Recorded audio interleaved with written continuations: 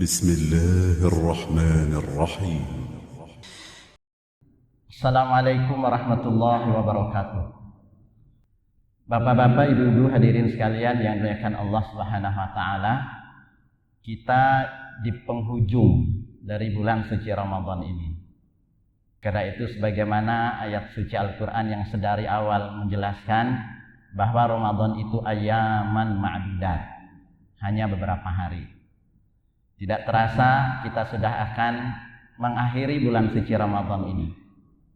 Dan yang perlu kita ketahui bersama bahwa pahala terbesar bulan suci Ramadan itu adalah justru letaknya di akhir. Karena ada bonus yang disebut dengan malam Lailatul Qadar. Nah, oleh karenanya pada kesempatan pagi hari ini saya ingin menjelaskan tentang betapa pentingnya kita untuk mencari malam Lailatul Qadar itu. Pertama, hadis Rasul sallallahu alaihi wasallam yang berbunyi, man qama Lailatul Qadri imanan wa ihtisaban ghufira lahu ma taqaddama min dzambihi.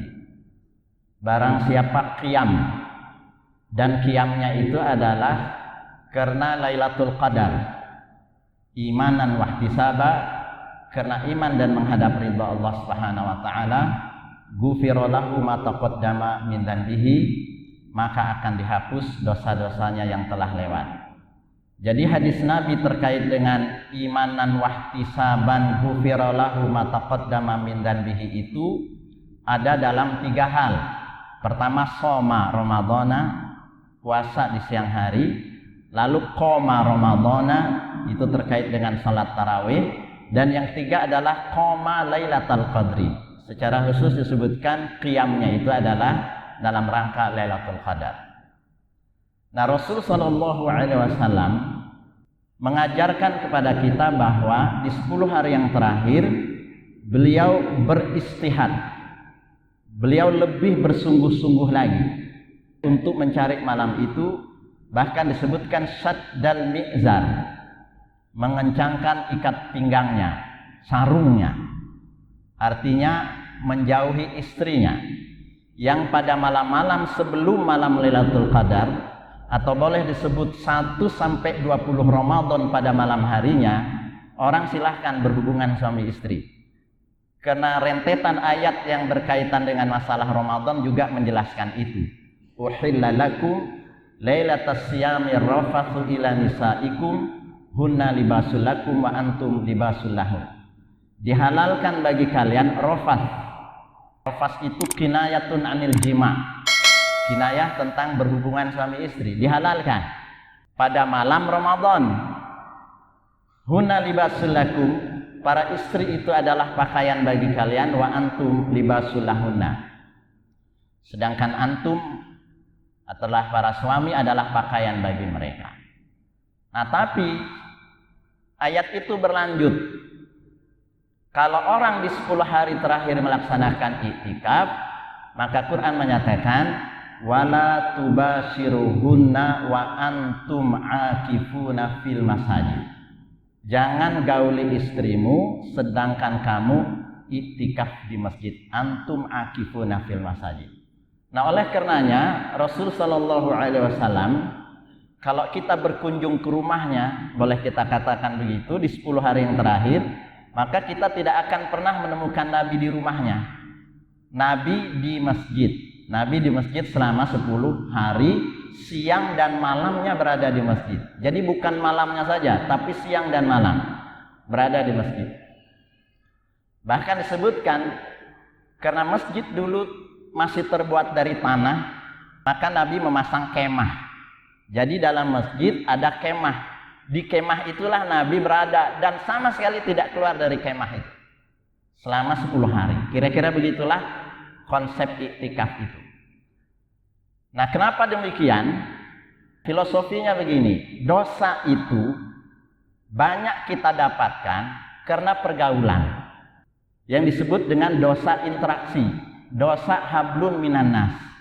Kita punya dosa hablun minallah, tapi kita juga punya dosa hablun minannas. Bahkan dosa itu paling banyak jangan-jangan karena interaksi kita. Kenapa kita banyak salah sama istri kita? Karena dia istri kita. Kenapa kita salah sama anak kita? Karena dia anak kita. Kenapa saya salah dengan mitra kerja saya, mitra bisnis saya? Karena saya bermitra dengan dia. Kalau sama sekali tidak ada hubungan, maka kita tidak akan pernah ada dosa. Nah, selama 11 bulan 20 hari, kita berinteraksi dengan banyak orang. Siapapun dia. Dan di saat itulah kemungkinan dosa itu muncul. Maka konsep iktikaf adalah hindari banyak interaksi 10 hari. Kita hanya berinteraksi dengan Allah Subhanahu wa taala sehingga sama sekali tidak kita inginkan banyak interaksi pada saat itu. Nah, oleh karena itulah sebetulnya kalau orang ingin iktikaf 10 hari, ini menurut Syekh Utsaimin, salah satu mufti di Arab Saudi, hindari memegang handphone. Karena kalau orang iktikaf, dia pindah tempat dari rumahnya ke masjid, sementara dia masih megang HP, dia bisa mengendalikan bisnisnya dari masjid. Dia hanya pindah tempat, tapi pikiran dan otaknya masih tetap keluar. Dia masih bisa nanya istrinya, apa kabarnya, apa anaknya. Semua pekerjaan bisa dia kendalikan dari masjid lewat handphonenya. Sehingga masalah duniawi masih ada dia bicarakan, sekalipun secara fisik orangnya berada di masjid. Nah, konsep iktikaf tidak seperti itu sesungguhnya.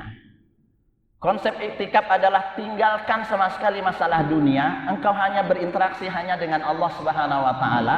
Cukuplah engkau berinteraksi selama ini selama 11 bulan 20 hari. 10 hari hanya untuk Allah Subhanahu wa taala.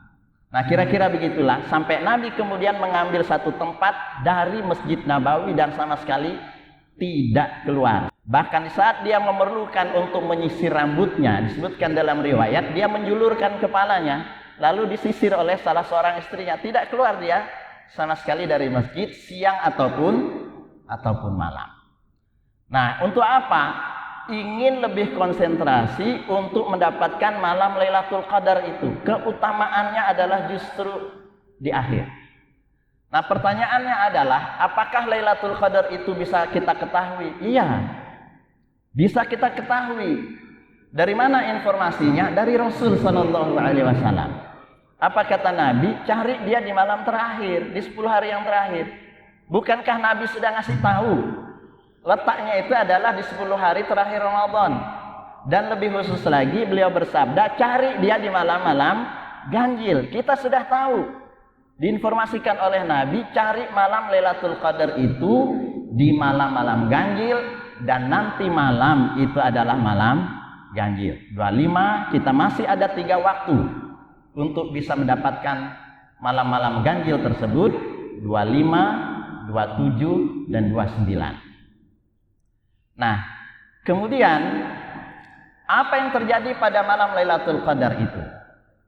Dari firman Allah Subhanahu wa taala, "Inna anzalnahu fi Lailatul Qadar." Sesungguhnya kami telah menurunkan dia, yaitu Al-Qur'an, pada malam Lailatul Qadar. Nah, terjemahan Departemen Agama, Lailatul Qadar itu disebutkan malam kemuliaan. Wa ma adraka ma Lailatul Qadar? Tahukah kalian apa yang disebut dengan malam kemuliaan? Lailatul Qadri khairun min alfi syahrin, bahwa malam itu lebih baik daripada 1000 bulan. Nah, kenapa disebut malam kemuliaan? Malam kemuliaan itu karena Quran diturunkan. Rumusnya adalah sesuatu itu disebut mulia kalau dinisbahkan kepada Quran. Jadi segala hal yang disandarkan dengan Quran pasti dia mulia. Kenapa Ramadan itu mulia dibandingkan bulan-bulan yang lain? Karena syahrul Ramadhana unzila fil Quran. Pada bulan suci Ramadan diturunkan Quran. Kenapa malam terakhir itu lebih afdol daripada malam-malam yang lain? Karena malam itu adalah malam turunnya Quran. Kenapa malaikat Jibril lebih mulia dibandingkan malaikat-malaikat yang lain? Karena dialah yang menyampaikan Quran. Kenapa Nabi adalah Nabi yang paling mulia dibandingkan Nabi-Nabi yang lain? Karena Nabilah yang menerima Al-Quran. Nah, jadi segala hal yang disandarkan kepada Quran itu pasti mulia. Bahkan disebutkan dalam satu riwayat bahwa Allah itu punya keluarga di muka bumi. Lillahi ahli disebutkan. Allah itu punya keluarga di muka bumi. Siapakah keluarga Allah itu? Ahlul Quran disebutkan. Ahlul Quran hum ahlullah disebutkan. Ya, ahli Quran itu adalah keluarganya Allah di muka bumi. Nah, oleh karena itulah, apakah profesi terbaik? Kata Nabi SAW, khairukum man ta'allamal Qur'ana wa 'allamahu. Sebaik-baik kalian adalah orang yang belajar Quran dan mengajarkannya. Dua saja kebaikan itu. Khairukum, sebaik-baik kalian. Kebaikan itu diperoleh ta'allama, belajar dan mengajar Quran. Nah, oleh karena itu, kenapa malam itu mulia? Karena malam itu turun Al-Quran. Nah, itu kalau kita menerjemahkan Lailatul Qadar itu adalah malam kemuliaan. Tapi ada tafsiran lain tentang Qadar itu. Qadar itu diantara maknanya adalah sempit. Sesungguhnya kami telah menurunkan Quran di malam yang sangat sempit. Qadar. Ya, seperti firman Allah Subhanahu wa taala, "Faman qudira alaihi rizquhu falyunfiq mimma atahullah." Qudira alaihi rizquhu disebutkan, barang siapa yang ditakdirkan rizkinya. Nah, qudira di sini tafsirannya adalah duyiqa. Siapa yang disempitkan rizkinya, maka hendaklah dia berinfak sesuai dengan apa yang ia miliki. Nah, kenapa pada malam itu disebut malam yang sempit? Pertama, memang waktunya kan tidak lama. Mulai dari azan maghrib sampai azan subuh. Itu tidak lama. Sementara Allah Subhanahu wa taala di waktu yang sangat sempit ini ngasih bonus kita setara dengan 83 tahun. Nah, itu yang harus kemudian kita pikirkan. Dalam teori bisnis, dengan modal kecil kita ingin dapat sesuatu yang besar, kan begitu? Nah, Lailatul Qadar itu lebih baik daripada 1000 bulan. Kenapa kita tidak bersungguh-sungguh? Kenapa kita tidak beristihad nanti malam? Seusai sholat tarawih, tinggal saja di masjid ini sejenak sampai kemudian salamun hiya hatta matla'il fajar. Sampai terbit fajar itu enggak lama, tapi kamu dapat 1000 bulan. Nah, oleh karena itulah di waktu yang sempit ini, mari kita manfaatkan momentum sebaik-baiknya. Waktu sekitar 6 jam kita kerjakan, kita beristihad, kita tilawah Quran, kita berzikir, itu setara dengan 83 tahun coba. 6 jam sama dengan 83 tahun. Nah, oleh karena itulah Nabi beristihad. Nah, kenapa hari itu disebut malam yang sangat sempit? Tanazzalul malaikatu waruhu fiha biizni rabbihim. Karena turun malaikat.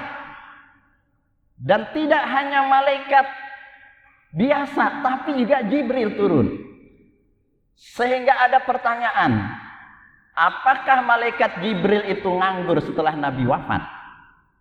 Karena tugasnya kan menyampaikan wahyu. Lalu Nabi nggak ada lagi. Lalu apa pekerjaan malaikat Jibril? Pekerjaan malaikat Jibril adalah turun setiap malam Lailatul Qadar berdasarkan ayat. Nah, pada malam itu kita tidak tahu jutaan miliaran malaikat sedang turun, tanazzalu disebutkan. Miliaran dan kita nggak tahu berapa jumlahnya. Apa yang dicari oleh malaikat? Mencari orang-orang yang berada di masjid. Mencari orang-orang yang sedang iktikaf, mencari majelis zikir, mencari siapapun yang sedang beribadah pada saat itu ikut berbahagia, ikut mendoakan. Sampai disebutkan sesungguhnya kita itu berjalan-jalan di dunia ini, kita itu sebetulnya bergesekan dengan para malaikat itu. Saking banyaknya. Nah, itulah karunia yang Allah berikan kepada orang-orang yang bisa menjaga malam Lailatul Qadar.